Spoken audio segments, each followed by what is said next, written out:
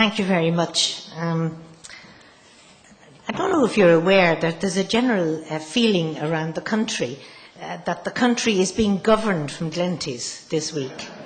That the whole political class and thinkers generally have decamped to Glenties, and I must say I'm delighted to be among them, even though it's some time since I was in the political class. I'm speaking to the subject that I was asked to speak on this evening, which is, can our political system provide effective government? And some of you may well know that I actually would agree that the answer to that question is no. I'd like to start with a quote. There's been a lot of debate about this recently. I'd like to start with a quote from a man called Brian Lucey, an economist, financial person from Trinity, I think, on Morning Ireland on the 8th of July 2010, which was very recently. And he said, "If we still have these systems in place, failures in management of banks, civil service and government, then we are simply sowing the seeds of the next crisis." And I would agree with him on that.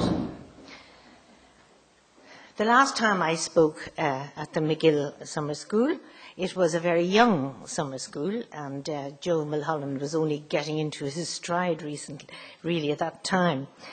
But as Colin McCarthy mentioned, the country was going through a serious crisis at that time.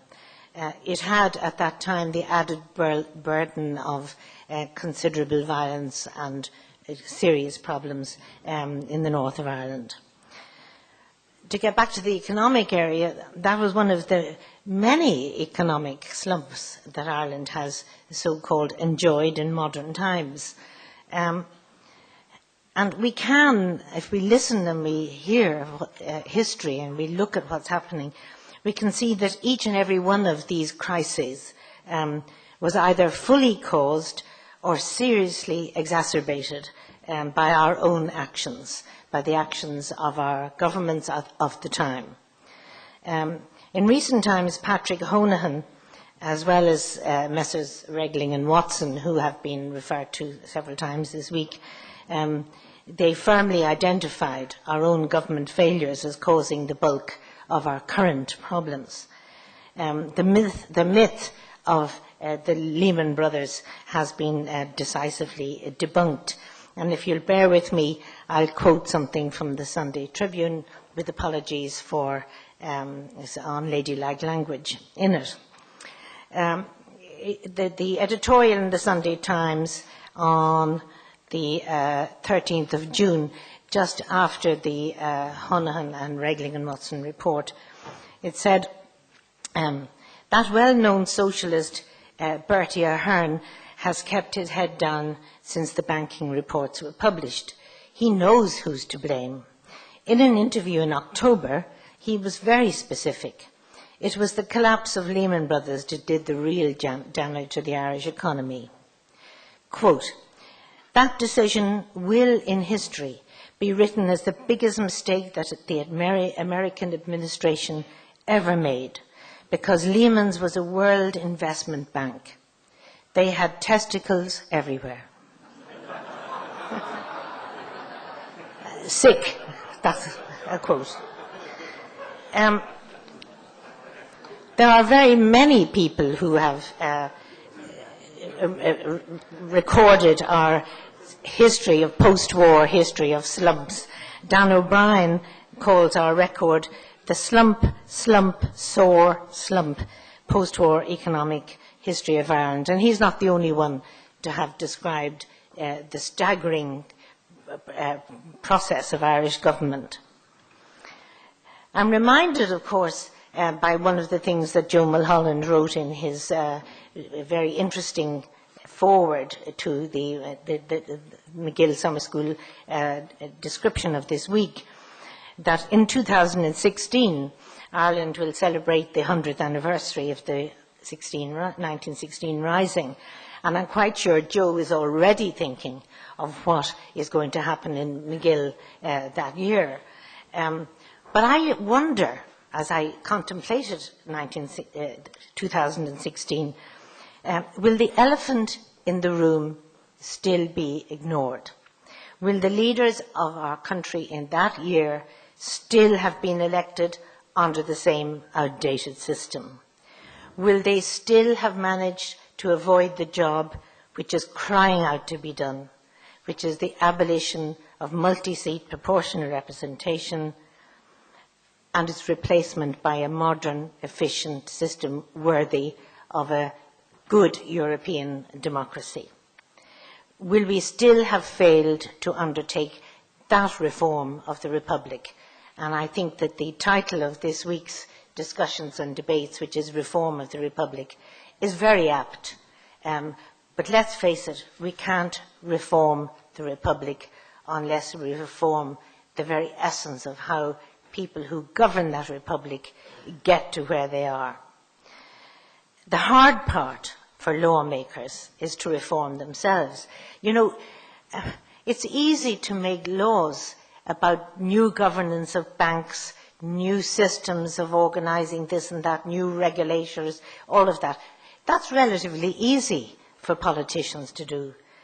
The hard part is for politicians to reform their own systems. And in many ways, you know, if we want to discuss this seriously, I'm not going to go into too much detail here, but we should look back at how on earth did we adopt this system of PR with the added delicacy of STV, single transferable vote. And looking back at how we adopted it, it was in fact adopted really by default. It was because that was a system that was endeared itself to the British liberal system at the time. And unquestioningly, it was put into place here. It has never really worked. And no other country, as has been said to you earlier this week, no other country has, except Malta, has adopted our system. And no other country that became a new democracy ever came and said, oh, look at the Irish system, that's a good system, let's have that system. They looked at it and they said, that's not a good system, it's not working for Ireland. So I think we have to face the fact that since the foundation of the state, the causes of our disasters and the causes of our occasional triumphs, they're all hatched and deliberated upon and decided upon by a small group of Irish women and men, but of course we all know that is overwhelmingly men. They sit around an oval mahogany table in Merrion Street, which I have sat around myself for endless hours, for what seemed like about 25 years. It was only a few years, but it seemed like a very long time. An interesting skill that all those people who sit around that table, that they share, is an understanding and an ability to work that very arcane electoral system that we have in Ireland. And another interesting thing that has been already said here this week is that from the moment of their election, every one of the people sitting around that oval mahogany table in Merrion Street, the main thing on their mind is how they're going to get elected the next time in their constituency. They see that as their first duty to themselves and to their party, but how could it be otherwise, given our antediluvian electoral system? And I'd like to say that I think it should be of immense concern to each and every Irish citizen that the people in charge of their country's future should be first and foremost TDs for their own constituency. That is a very serious situation. You all know, because lots of you here are very politically involved people, and you all know how politics work in Ireland. And I tell you, I know it from both sides. A massive amount of time and energy is spent by our ministers, and I'm talking now about the people in charge of governing the country. A massive amount of time is spent massaging their voters, outsmarting constituency rivals in their own party and in other parties, attending social functions of every kind, including very importantly, funerals, any gathering of any significance all over the country, in Kerry, Mayo, Donegal, Wicklow, Dublin, it has to be graced by the minister's presence, with the state car purring outside. And the clinics, which represent the modern equivalent of confessionals, they see citizens lining up to have a word. The word is followed up by letters flying around to fellow ministers and then back to the constituents, who are very impressed, they hope, by the ministerial notepaper. Most of this frenetic, time-wasting activity goes unseen and unreported by the national media, who usually observe ministers in set pieces in the Dáil or launching this or that programme. Yes, ministers work very hard. Yes, they are not having time off when they're out of the Dáil. But it is not the right kind of work. It is completely wasted time. It is time which should be used to run their departments and run the country. In the past, we all know some names who didn't play that constituency game well enough, and they got punished for it. I think of various names. The late Justin Keating springs to mind, the narrow squeaks of Dick Spring, the troublesome and challenging Conor Cruise O'Brien, Pat Cooney, who lost his seat. There are many names. And most of these names, if you mention them to serving politicians now, they send a shiver down their spine. I'm not without blame in all of this, of course. I made sure myself that I'd be re-elected, even if it meant working 18-hour days, 7 days a week, over 5 years, rushing between all points of County Wicklow, and County Wicklow is a big constituency, between County Wicklow, Leinster House, the Department of Education, the Cabinet Room in Marion Street, with all too rare expeditions to Glenties and nice places like Glenties every so often. I'm quite sure that that life that I led made me much less of a good minister than I would have liked to have been. But you know what? I survived the 1987 government defeat, kept my seat, and retired from politics in my own good time. But I saw then, and I see now, that ministers, and I remind you, these are the people that are running our country, they're mentally, physically exhausted and distracted. I saw then, and I see now, that the path to ministerial office, which almost always involves local government first, it involves a job to be done at that simultaneously, which can be done usually part-time, and then into the Dáil, and some years in the Dáil. That background is not equipping our ministers to lead Ireland forward in a complex and newly challenging world. Now, it is my view that Ireland has indeed some competent politicians, and has had over the years some competent politicians. I would include one of them on the platform this evening, Pat Rabbitte, who's looking surprised. I consider Pat Rabbitte to be an extremely competent politician who actually didn't follow that path that I've just described. So I think we are lucky that we have indeed competent politicians, some, but if we have, it is despite, not because of, the current electoral system. And it is now, when times are very tough and they're very rough, we should have a team with energy, skill and dedication to work single-mindedly and full-time on solutions. They need to work in freedom without looking over their shoulder at very well-organised constituency pressure groups or hospital marches.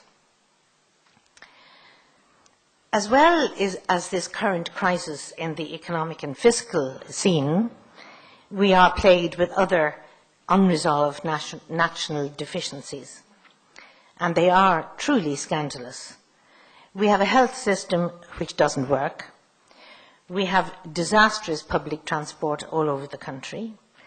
We have public water supplies at crisis point. Now, I mean, there are lots of other areas, but this didn't all happen overnight. This happens because of endemic inefficiency and inaction, and is often directly related to issues which are very sensitive to some ministers and their constituencies. And it has been mentioned this week on the media, and I'd like to mention it again. At the moment, there is a very difficult situation, which is the chaos surrounding the 10-year battle to provide the capital city of Dublin with a modern waste disposal system. Despite approval by all the state's bodies and environmental agencies and all the Dublin local authorities, all 4 of them, the waste-to-energy pool-beg incinerator is completely stalled. This is a 10-year thing going on all that time. The site, fully prepared, lies idle. The contract signed lies unfulfilled. While we contravene EU directives, the Minister, a man for whom I have great respect, John Gormley, he delays it by every means at his disposal. And the taxpayer, and that's you and me, is left to wonder, how could this decision be left in the hands of a minister who has a massive conflict of interest, because he is one of 4 TDs in that area who are all against it. He is in a very difficult situation and should not be in that situation. And that is one of the evil results of our multi-seat PR situation. Lots of people have looked at the electoral system. In January this year, we had a seminar in Dublin Castle of an organisation called the Irish Parliamentary Society, which is made up of former members of the Oireachtas. The list of former Taoiseach and ministers, not to mention TDs, who have called for change over the years is impressive, and Gareth Fitzgerald has been here with you this week. By the way, I met Gareth Fitzgerald in the airport as I arrived and he was leaving, and he said, "It's wonderful," he said, "fantastic speakers at McGill." He was really delighted with what he found here. But all of them, and let me tell you some of the people who have called for reform of the system, but usually after they left politics. Gareth Fitzgerald, Des O'Malley, Charlie Haughey, Albert Reynolds, Michael D. Higgins, many, many more. They know the system and they know it doesn't work.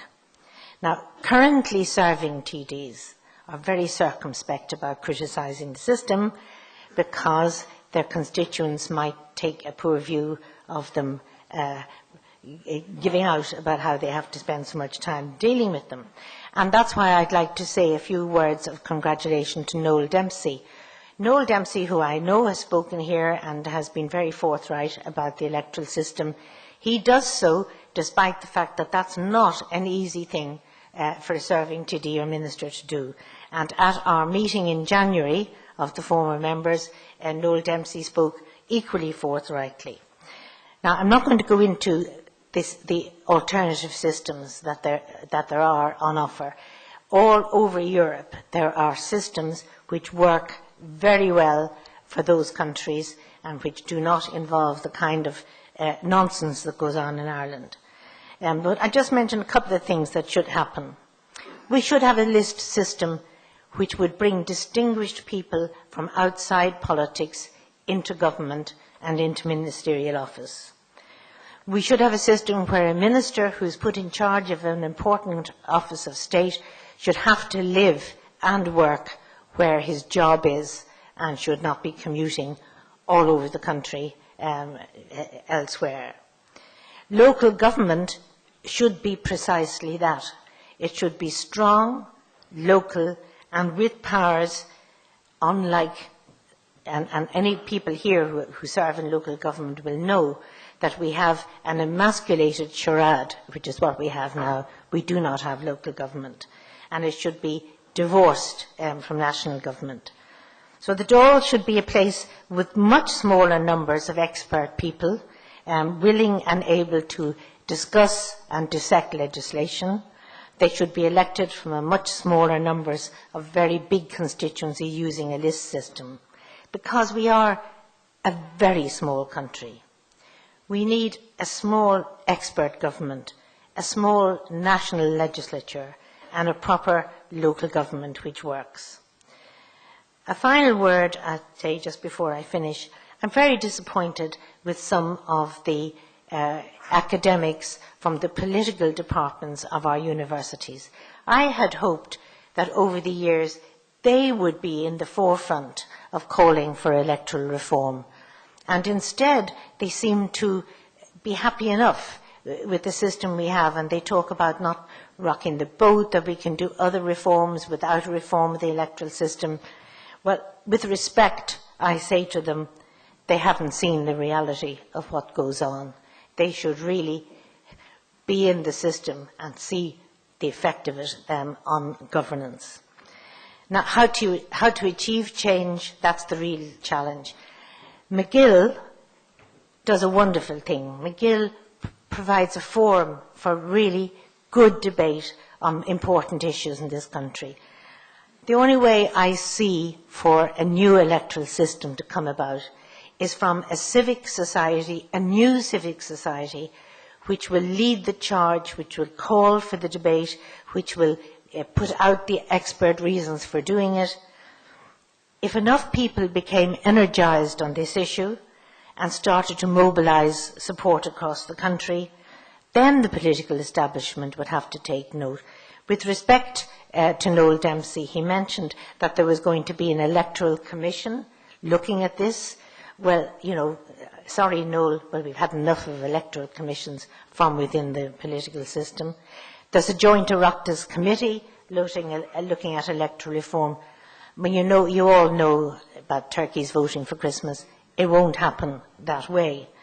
So I would hope that if there was a good civic society which arose, which would call for this change, that then, who knows, we might have a charismatic national leader who would have the courage to bring political parties with him and to call for this change would be a really substantial change to reform this republic. Thank you very much.